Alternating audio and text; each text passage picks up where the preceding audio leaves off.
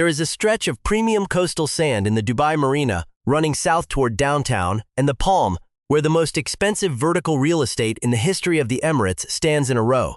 These hyper-luxury supertalls soar 425 meters, 435 meters, and 472 meters into the desert sky. Built over a hyper-paced decade of breakneck development, they were sold to a global elite of expat tycoons, tech founders, and sovereign investors for a combined sum that crosses deep into the billions of dollars. And every single one of them is, by structural design, leaning and swaying gently back and forth in the Persian Gulf winds. That is not an engineering failure. That is exactly what these pencil-thin towers were built to do. At these radical, needle-like proportions, a skyscraper must deflect and move with the high-altitude wind shear, because a completely rigid structure would quite literally snap under the immense lateral pressure. The master structural engineers knew this. They ran the numbers, conducted months of boundary layer wind tunnel testing, and wrote the movement directly into the calculations. But in two of these ultra-luxury towers, the engineering response to this violent wind energy was identical. They installed massive, multi-hundred-ton tuned mass dampers near the crown. Giant suspended steel counterweights calibrated to swing opposite the building's sway to absorb the kinetic energy. The apartments inside remained perfectly stable. But a third tower, a $1.2 billion monument of glass and concrete that once claimed the title of the tallest residential crown in the region, went up without one. This is file number 7. The Dubai Marina Hyperslender file is officially open. This is not a story about 3 towers failing the same way. It is the story of 3 identical hyper-luxury projects on the same coastal strip where 2 developers paid for the ultimate mechanical fix, and one didn't. And the one that didn't is now facing a collapsed resale market, empty shells of abandoned units, and a devastating multi-million-dollar lawsuit alleging systemic structural cover-ups. To understand how a $1.2 billion luxury tower gets built without the gold standard of high-rise engineering, you have to look at the unique mechanics of the Dubai construction boom. Between 2014 and 2024, the timeline for the city's marina and downtown districts wasn't dictated by the constraints of physics. It was driven by pure, unadulterated capital. When international developers broke ground on this ultra-slender icon, the marketing campaign didn't focus on the extreme 15:1 slenderness ratio. They sold the dream of an airborne oasis, 360-degree views of the Palm Jumeirah, floor-to-soiling smart glass, and an architecture that promised to redefine the 21st century skyline. The regulatory timeline moved just as fast. The master developers submitted plans to local authorities, municipal engineering boards stamped the structural blueprints, and independent third-party inspectors reviewed the wind tunnel data. On paper, everything complied perfectly with the local building codes. What the codes omitted, however, was a mandatory requirement for dynamic occupant comfort regarding lateral sway. They only enforced structural survivability. The tower was designed to use a passive wind disruption strategy. 5 double-height open mechanical floors, spaced every 12 stories to let the fierce desert wind blow straight through the building, supposedly breaking up the low-pressure vortexes that cause high-altitude oscillation. It was a cheaper, lighter alternative to installing an 800-ton steel pendulum at the summit. By 2018, the tower officially topped out. The offshore money poured in, penthouses traded hands for upwards of $40 million, and developers walked away with hundreds of millions in clean profit. Handover began, keys were delivered to wealthy expat buyers, and the municipal agencies issued the final certificates of occupancy. The project was declared an absolute financial and architectural triumph. But as the desert heat soared past 45 degrees Celsius, the laws of physics began catching up with the timeline.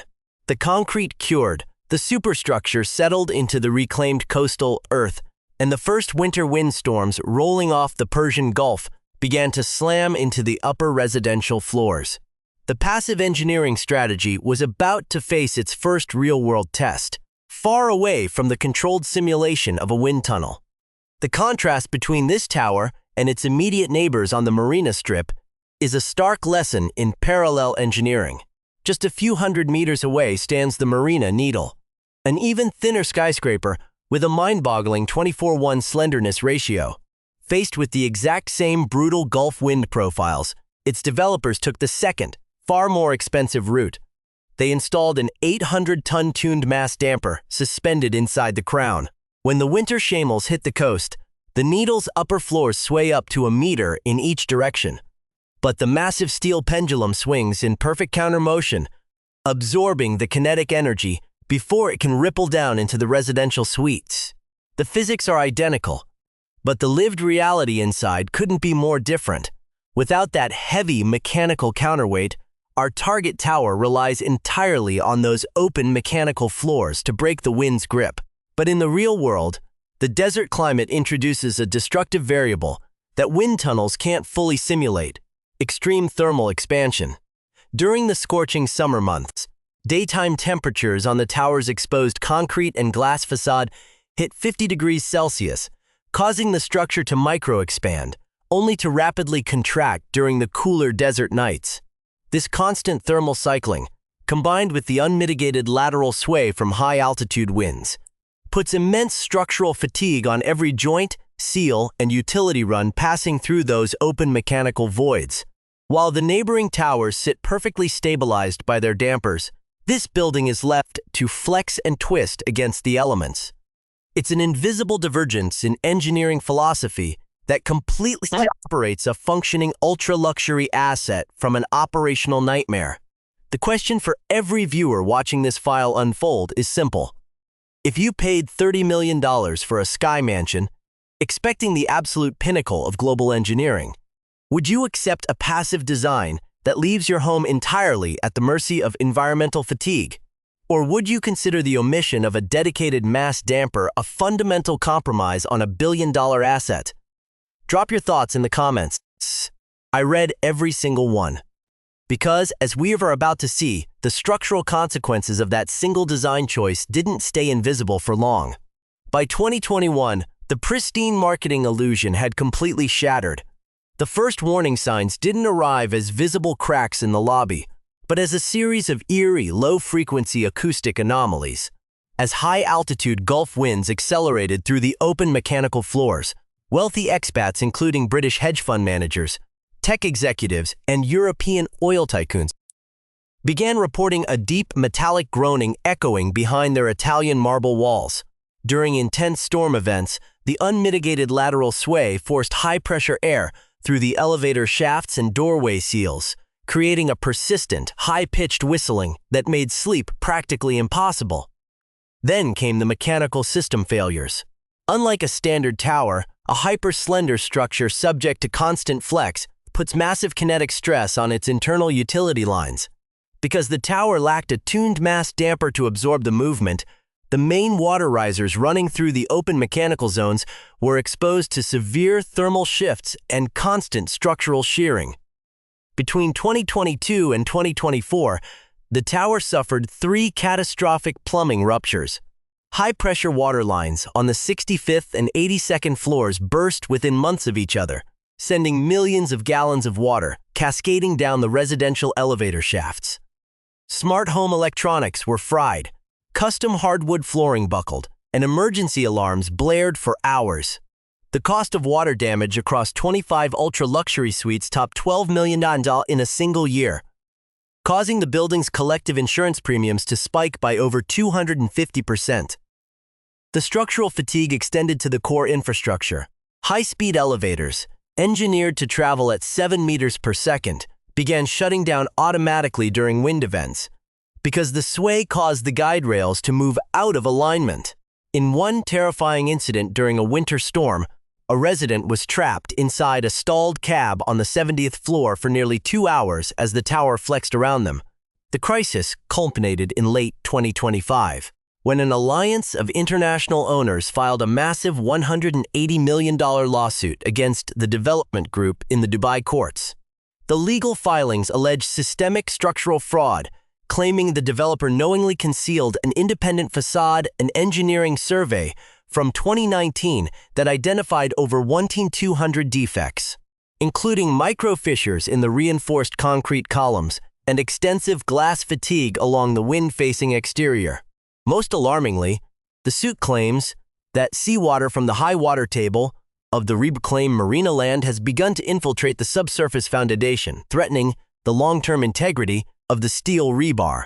The developers have fiercely denied the claims, calling them highly exaggerated and publicizing statements that the tower is fully code compliant and merely experiencing standard structural settling. But for the residents living inside the hollow echo of a groaning billion-dollar tower, the defense rings entirely hollow. The ultimate verdict on any luxury real estate asset is delivered not by the courts, but by the market. Since the structural lawsuits went public, the resale values inside the tower have suffered a total, unmitigated collapse. A palatial penthouse on the 90th floor, originally snapped up for $45 million by an international investor, was slashed to $28 million, then to $22 million, and has now sat completely frozen on the market for over 18 months without a single serious inquiry. Across the upper half of the structure, transaction data reveals that units are trading at a brutal 40 to 50% discount compared to their original off-plan purchase prices.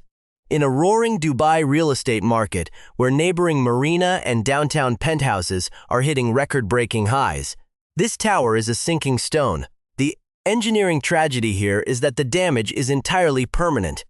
You cannot retrofit an 800-ton tuned mass damper into a fully completed occupied hyper-slender skyscraper. There is no structural footprint left to support it, no crane in the world that can hoist that massive steel pendulum to the summit of an active tower, and no financial mechanism to fund it. The passive design choice made a decade ago is locked into the concrete forever. This file exposes the ultimate regulatory gap in hyper-paced luxury markets. The codes check for safety, but they do not guarantee livability. The municipal boards sign off, the engineers meet the bare legal thresholds, the developers cash out, and the wealthy buyers are left holding a fragile groaning asset at 400 meters in the sky. So here is my final question.